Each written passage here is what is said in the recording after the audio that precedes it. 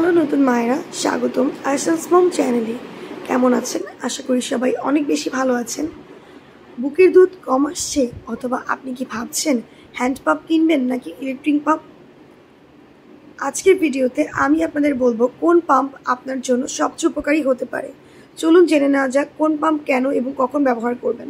তার আগে চ্যানেলটি সাবস্ক্রাইব করে পাশে থাকা বেল আইকনটি প্রেস করে রাখুন পরবর্তী ভিডিও দেখার জন্য।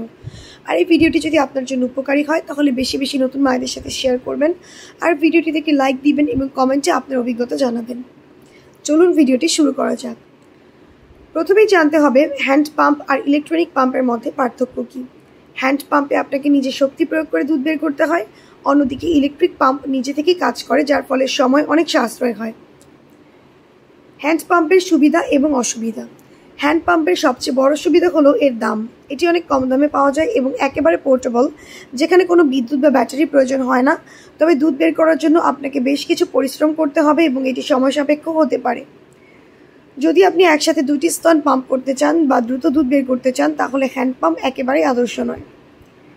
ইলেকট্রিক পাম্প সুবিধা এবং অসুবিধা। ইলেকট্রিক পাম্পের অন্যতম সুবিধা হলো দ্রুততা। এটি দ্রুত দুধ বের করে এবং কিছু মডেল দুটি স্তন একসাথে পাম্প করতে পারে, তবে এর দাম অনেক বেশি হতে পারে এবং এটি ব্যাটারি বা বিদ্যুৎ নিয়ে কাজ করে, তাই সবসময় পোর্টেবল নয়। কিছু মায়ের জন্য ইলেকট্রিক পাম্পের কম্পন অস্বস্তি তৈরি করতে পারে। এখন বলছি কোন পাম্প কবে ব্যবহার করবেন।